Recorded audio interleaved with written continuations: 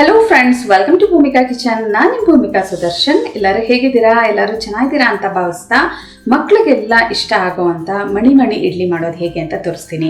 ಮಣಿ ಇಡ್ಲಿ ಅಂದರೆ ಸಬ್ಬಕ್ಕಿ ಇಡ್ಲಿ. ಎಷ್ಟು ಸಾಫ್ಟ್ ಆಗಿದೆ ಗೊತ್ತಾ? ಇಲ್ಲಿ ಮುರಿತಿದ್ರೇ ನಿಮಗೆ ಗೊತ್ತಾಗ್ತಾ ಇದೆ ಎಷ್ಟು ಸಾಫ್ಟಾಗಿ ಬರ್ತಾ ಇದೆ ಅಂತ. ಇದಕ್ಕೆ ರುಚಿಯಾಗಿರೋವಂಥ ಒಂದು ಚಟ್ನಿ ಜೊತೆ ಸರ್ವ್ ಮಾಡೋದ್ರಂತೂ ತುಂಬಾ ಚೆನ್ನಾಗಿರುತ್ತೆ. ಇದನ್ನು ಮಾಡೋದು ಹೇಗೆ ಅಂತ ತೋರಿಸ್ತೀನಿ, ನೋಡೋಣ ಬನ್ನಿ. 1 ಕಪ್ಪು ನೈಲಾನ್ ಸಬ್ಬಕ್ಕಿನ ರಾತ್ರಿ ಇಡೀ ನೀರಲ್ಲಿ ನೆನೆಸಿಟ್ಟಿದ್ದೀನಿ. 1 ಕಪ್ ನೈಲಾನ್ ಸಬ್ಬಕ್ಕಿಗೆ 1 ಕಪ್ ಹಾಕಿ ನೀರನ್ನ ನೆನೆಸಿಟ್ರೆ ನೋಡಿ ಈ ಥರ ಫುಲ್ ಕಂಪ್ಲೀಟ್ ಆಗಿ ನೆನೆದಿರುತ್ತೆ. ಮಿನಿಮಮ್ ಒಂದು 8 ರಿಂದ 10 ಗಂಟೆನಾದರೂ ನೆನೆಸ್ಬೇಕಾಗುತ್ತೆ. ಇವಾಗ ರವೆ ಹುರ್ಕೊಳ್ಳೋಣ. ಸ್ಟವ್ ಆನ್ ಮಾಡಿಕೊಂಡು ಬಾಣಲಿ ಒಳಗಡೆ ಅರ್ಧ ಕಪ್ಪು ಮೀಡಿಯಂ ರವೆ ಹಾಕೊಳ್ತಾ ಇದ್ದೀನಿ. ಈ ಮೀಡಿಯಂ ರವೆ ಒಳ್ಳೆ ಘಮ ಬರೋವರೆಗೂ ಚೆನ್ನಾಗಿ ಹುರ್ಕೊಳ್ತೀನಿ ಹೈ ಫ್ಲೇಮಲ್ಲೇ. ಮೊದಲು 2 ನಿಮಿಷ ಹೈ ಫ್ಲೇಮಲ್ಲಿ ಹುರ್ಕೊಂಡು ನಂತರ ಲೋ ಫ್ಲೇಮಲ್ಲೇ ಅದು ಒಳ್ಳೆ ಘಮ ಬರೋವರೆಗೂ ಹುರ್ಕೊಂಡಿದ್ದೀನಿ. ಇವಾಗ ಸ್ಟವ್ ಆಫ್ ಮಾಡಿಬಿಟ್ಟು ಇದಕ್ಕೊಂದು ಸಿಂಪಲ್ ಆಗಿ ಒಂದು ಒಗ್ಗರಣೆ ಹಾಕೊಳ್ತೀನಿ. ಸ್ಟವ್ ಆನ್ ಮಾಡಿಕೊಂಡು ಒಂದು ಚಿಕ್ಕ ಬಾಣಲಿ ಒಳಗಡೆ 1 ಟೇಬಲ್ ಸ್ಪೂನ್ ಎಣ್ಣೆ ಹಾಕೊಂಡಿದ್ದೀನಿ. ಎಣ್ಣೆ ಒಂಚೂರು ಚೆನ್ನಾಗಿ ಬಿಸಿ ಆಗ್ತಿದೆ. ಹಾಗೆ ಸಾಸಿವೆ ಅರ್ಧ ಟೀ ಸ್ಪೂನ್, ಕಡಲೆಬೇಳೆ 1 ಟೀ ಸ್ಪೂನ್, ಉದ್ದಿನಬೇಳೆ 1 ಟೀ ಸ್ಪೂನ್. ಸಾಸಿವೆ ಚೆನ್ನಾಗಿ ಸಿಡಿಯೋದಕ್ಕೆ ಶುರು ಆಗಲಿ.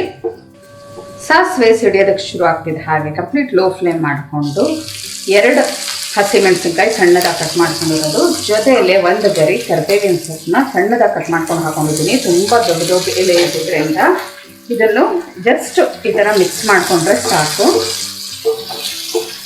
ಸ್ಟವ್ ಆಫ್ ಮಾಡ್ತಾ ಇದ್ದೀನಿ. ಈ ಒಗ್ಗರಣೆನ ಪಕ್ಕ ಇಟ್ಕೊಳ್ಳೋಣ.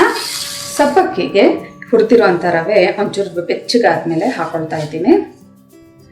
ಜೊತೆಗೆ ರುಚಿಗೆ ತಕ್ಕಷ್ಟು ಉಪ್ಪು,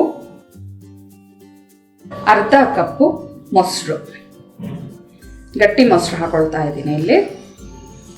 ಇದನ್ನು ಒಂದ್ಸಲ ಮಿಕ್ಸ್ ಮಾಡ್ಕೊಳ್ತೀನಿ ಚೆನ್ನಾಗಿ. ಎಲ್ಲ ಚೆನ್ನಾಗಿ ಒಂದ್ಸಲ ಮಿಕ್ಸ್ ಮಾಡ್ಕೊಂಡಿದ್ದೀನಿ. ಇದಕ್ಕೆ ಅರ್ಧ ಕಪ್ಪಷ್ಟು ಸಬ್ಸಿಗೆ ಸೊಪ್ಪು ಸಣ್ಣ ಕಟ್ ಮಾಡ್ಕೊಂಡಿರೋ ಅಂಥದ್ದು, 1 ಟೇಬಲ್ ಸ್ಪೂನ್ ಅಷ್ಟು ಸಣ್ಣ ಕಟ್ ಮಾಡ್ಕೊಂಡಿರೋ ಅಂಥ ಕೊತ್ತಂಬರಿ ಸೊಪ್ಪು. ಇವಾಗ ಇದಕ್ಕೆ ಅವಾಗಲೇ ಮಾಡಿಟ್ಕೊಂಡಿದ್ವಲ್ಲ ಒಗ್ಗರಣೆ, ಅದನ್ನು ಹಾಕೊಳ್ತಾ ಇದ್ದೀನಿ. ಮುಟ್ಟೋಷ್ಟು ಬಿಸಿ ಇದೆ. ಇದಕ್ಕೆ ಇವಾಗ ಇಡ್ಲಿ ಹಿಟ್ಟನ್ನು ಅದಕ್ಕೆ ಕಲಿಸ್ಕೋಬೇಕು. ಒಂಚೂರು ನೀರು ಹಾಕ್ಕೊಂಡು ಒಂದ್ಸಲ ಎಲ್ಲ ಮಿಕ್ಸ್ ಮಾಡಿಕೊಂಡ್ರೆ ಒಂದು ಐಡಿಯಾ ಬರುತ್ತೆ ಎಷ್ಟು ನೀರು ಹಾಕೋಬೇಕು ಅಂತ. ಸೊಪ್ಪೆಲ್ಲ ಮಿಕ್ಸ್ ಮಾಡ್ಕೊಳ್ತಿದ್ದೆ ಹಾಗೆ ಒಂದು ಸ್ವಲ್ಪ ನೀರು ಹಾಕೊಳ್ತಾ ಇದ್ದೀನಿ, 1/4 ಕಪ್ಪಷ್ಟು. ಇದನ್ನು ಒಂದು 10 ನಿಮಿಷ ಹೀಗೆ ಹರಳೋದಕ್ಕೆ ಬಿಟ್ಬಿಡೋಣ. 10 ನಿಮಿಷ ಇದು ಚೆನ್ನಾಗಿ ಹರಳ್ಕೊಂಡಿದ ನಂತರ ಒಂದು ಅರ್ಧ ಟೀ ಸ್ಪೂನ್ ಅಡುಗೆ ಸೋಡಾ ಹಾಕ್ತಾ ಇದ್ದೀನಿ. ಈ ಸೋಡಾ ಹಾಕ್ಬಿಟ್ಟು ಒಂದ್ಸಲ ಮಿಕ್ಸ್ ಮಾಡ್ಕೊಳ್ತೀನಿ. ಸಬ್ಬಕ್ಕಿ ಹಿಟ್ಟಿಂದು ಬ್ಯಾಟರ್ ರೆಡಿ ಇದೆ. ಇವಾಗ ಇಡ್ಲಿ ಪ್ಲೇಟ್ಸ್ಗೆ ಹಾಕೊಂಡು ಇದನ್ನು ಸ್ಟೀಮ್ ಮಾಡ್ಕೊಳ್ಳೋಣ. ಇಡ್ಲಿ ಪಾತ್ರೆ ಒಳಗಡೆ 2 ಕಪ್ಪಷ್ಟು ನೀರು ಹಾಕೊಂಡಿದ್ದೀನಿ. ಹೈ ಫ್ಲೇಮಲ್ಲೇ ಇದನ್ನು ಬಿಸಿ ಮಾಡ್ಕೊಳ್ತಾ ಇದ್ದೀನಿ. ಇವಾಗ ಇಡ್ಲಿ ಪ್ಲೇಟ್ಸ್ಗೆ ಒಂಚೂರು ಎಣ್ಣೆ ಹಾಕ್ಕೊಂಡು ಗ್ರೀಸ್ ಮಾಡಿಕೊಂಡು ಇಡ್ಲಿ ಎಲ್ಲ ಇದು ಬ್ಯಾಟರ್ನ ಹಾಕೊಂಡಿದ್ದೀನಿ. ಇವಾಗ ಇದೇ ಥರ ಇನ್ನೊಂದು ಪ್ಲೇಟ್ ಇಟ್ಕೊಂಡು ಲಿಡ್ ಕ್ಲೋಸ್ ಮಾಡ್ಕೊಳ್ತೀನಿ. ಲಿಡ್ ಕ್ಲೋಸ್ ಮಾಡಿಕೊಂಡು 10 ರಿಂದ 15 ನಿಮಿಷ ಹೈ ಫ್ಲೇಮಲ್ಲೇ ಬೇಯಿಸ್ಕೊಳ್ತೀನಿ. ಇದನ್ನು 10 ರಿಂದ 15 ನಿಮಿಷ ಆದಮೇಲೆ ಸ್ಟವ್ ಆಫ್ ಮಾಡಿ ಒಂದು 5 ನಿಮಿಷ ಆದಮೇಲೆ ಇದನ್ನು ಓಪನ್ ಮಾಡಿದ್ದೀನಿ. ಇವಾಗ ಇಡ್ಲಿ ಪ್ಲೇಟ್ಸಿಂದ ಇಡ್ಲಿ ಎಲ್ಲಾನು ತಗೊಳ್ಳೋಣ.